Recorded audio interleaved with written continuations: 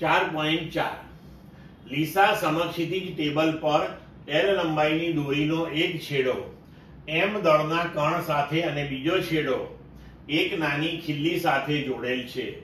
જો કણ v ઝડપથી વર્તુળમય ગતિ કરે તો કણ પરનું ચોખ્ખું એટલે કે પરિણામી બળ કેન્દ્ર તરફની દિશામાં કેટલું હશે તે નીચેનામાંથી પસંદ કરો. વિકલ્પ આપ્યા છે 1 T, 2 T - mv²/L, 3 T + mv²/L, 4 0 અને જ્યાં T દોરીમાંનું તણાવ છે.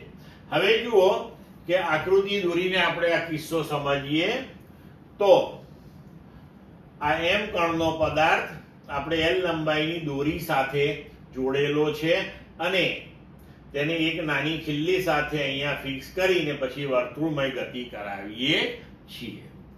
તો હવે તેની વર્તુળમય ગતિ માટે જરૂરી કેન્દ્રગામી બળ કોણ પૂરું પાડશે? તો જે બળ કેન્દ્ર તરફ લાગતું હશે તે.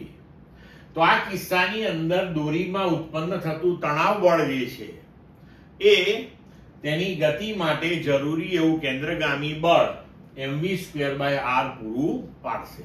એટલે આપણે આપેલા વિકલ્પમાંથી જવાબ 1 આપી શકીએ. ક્લિયર મિત્રો?